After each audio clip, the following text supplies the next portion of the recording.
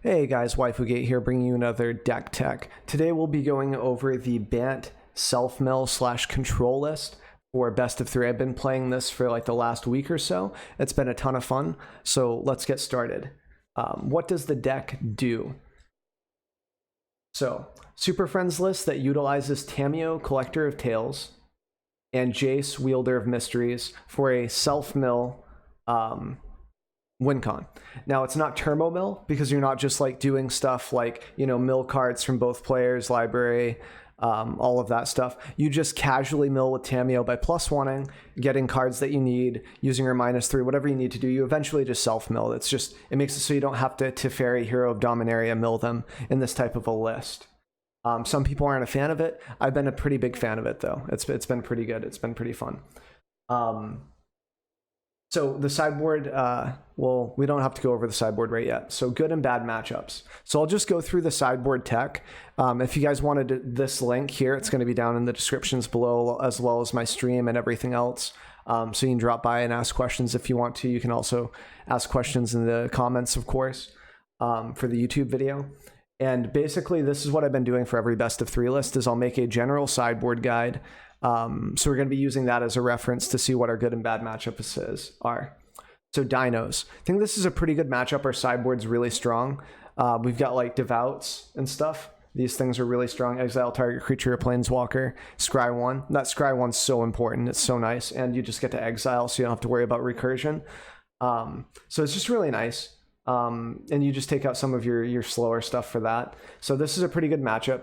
Aggro, in general, aside from like Tamir Elementals, is super good. Like, we have a good chance against most lists. Vamps can get a little tricky because of Vanguard. Vanguard's really tricky, the indestructibility and stuff. And Tamir is really tricky because if you don't blow up their Risen Reef, then they'll skyrocket out of control. They'll get a Nissa. It's really hard to deal with. So aside from those two, though, most aggro matchups, including Feather, are like pretty decent.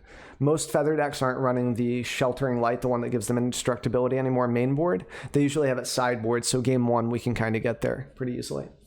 Reanimator, I haven't lost against this deck yet. It's so easy. You just sideboard in like Ashiok and Veils of the Summer and Sealways, you just win, basically. And you just take out some of your slower stuff. I guess we're kind of going over the sideboard options as well here. And then we'll go over the main board, because that makes sense, right? Doing it in the opposite order, good. We're just doing the good matchups, basically, and the bad matchups now, so it kind of makes funny. Flyers, doesn't really matter. We pretty much crush them. Like, they have a little interaction. We just Veil if we need to stop them from countering, and we just have a lot of interaction. Mono U. So here we've got we take out Cavaliers and stuff. Mono U, game 1 can be a little tricky, but Teferi gives you a big advantage. Like, if you can land a Teferi and take away one of their creatures or something, they can't dive down in response, right? They have to dive down preemptively, which gives you a card advantage. And then you can +1 it, they have to swing. Maybe you can get a board clear out. Maybe they don't have an interaction, so it's nice. It stops them from flashing. Mono U and Simic Flash are almost the same matchup. They're very, very similar. I sideboard exactly the same against them for the most part. So both of them are pretty good. I'd say like a 55% win rate in your favor, and then maybe a 60% post sideboard, or like 57, something around there. It's pretty good. Mono Red, we do pretty well against. We have 4 Bonds of Flourishing main deck, so it's pretty nice. It's not bad. We gain life. And we just have fogs. We have like 3 fogs, so it's not too bad. It's pretty good. Life gain, always good. We've got Beacon as well for life gain whenever we cast a Planeswalker, and we have like 16 Planeswalkers or something, so pretty insane. 4-color Dreadhorde is a terrifying matchup. We have to have Ashiok post sideboard, and even then it's a little rough. You have to veto at least one of the commands, or you just can't get there. And their Tamiyos are super hard to deal with. You have to counter them, and then if you counter them, they just get to slam Dreadhorde. So it's just like a lose-lose. It's going to be a tough uphill battle. We get an okay sideboard against it. Esper Tempo is a little rough. It's like a 50-50, I'd say. And then post sideboard, we can do all right. Like, Veils are very strong against them. Counters Thought Erasures, counters Duresses, and you get to draw a card. Pretty nice. Hero can present a pretty big problem because you want to put seal aways in, but those are usually dead early game. Sometimes they'll thought erasure the seal away out before they play the hero. It's just tough, but you can win it. I'd probably say it's like a 50-50 before and after sideboarding. 5 minutes. Okay. You got Vamps. We already went over that. Kind of a hard matchup, but it's not too bad. Post sideboarding, we have seal aways, so the indestructibility isn't too bad. We can pretty much just Cleansing Nova and seal away the Vanguard before, so it's not bad. Sultai, like any type of scape shift, is a terrible matchup, which is why I'm thinking about not running this list as much anymore. That's the deck's super big weak spot. We can crush Nexus, we can crush Simic Flash, we can crush Elementals sometimes, it's at least a 50-50 matchup, and we crush most aggro, but scape shift, you can bring in Ashiok, but sometimes it just doesn't help. The pressure that they create with Field of Dead and playing a land and just getting a 2/2 for it is insane. There's nothing you can do about it. So it's tough. We already went over Simic Flash. Simic Mass Manip, you crush it after the sideboard. And even mainboard, you can still crush it. You just have to watch out for that first Mass Manip, and then you're okay.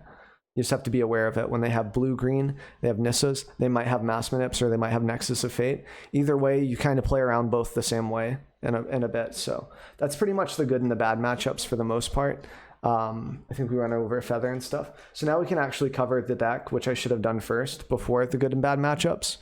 Probably would have been more important. So maybe we'll actually clip the video so that this is in the front. I don't know yet. So here we go. So what does the deck do? So it self-mills, it has a lot of value, has a lot of answers with vetoes. So you have Bonds for red and just for aggro in general. This also helps you hit your land drop. Sometimes you see Discovery in this slot and Dispersal. So that way you have 8 card copies, right? You can bounce something and do that type of thing. It's not too bad.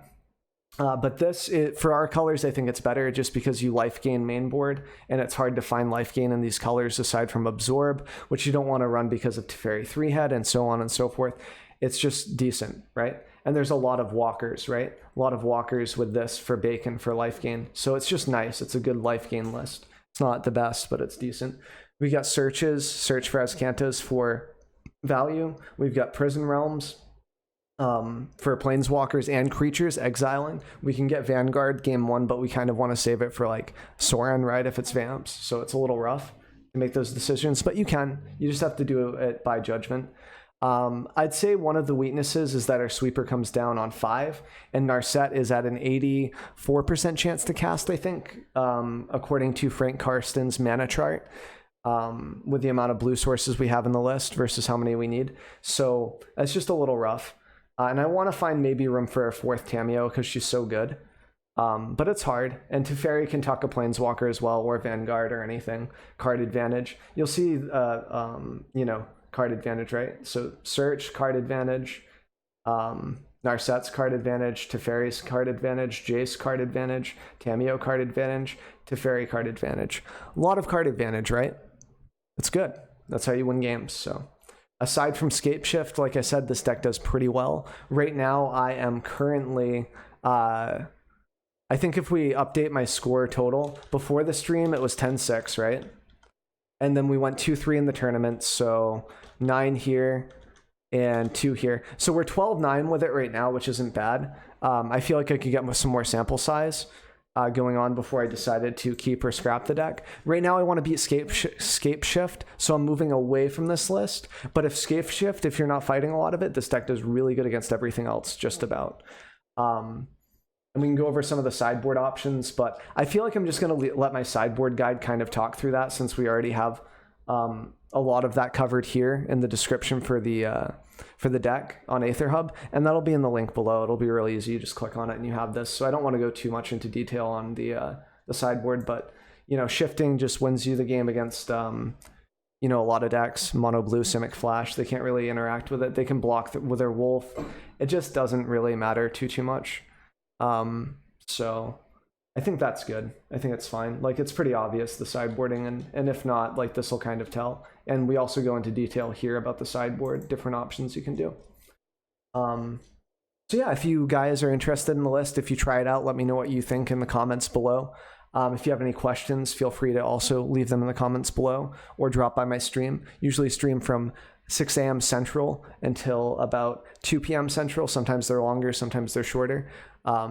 But I hope to see you soon, and I hope this video was helpful, and hope you have a good rest of your day/evening. Thanks for stopping by.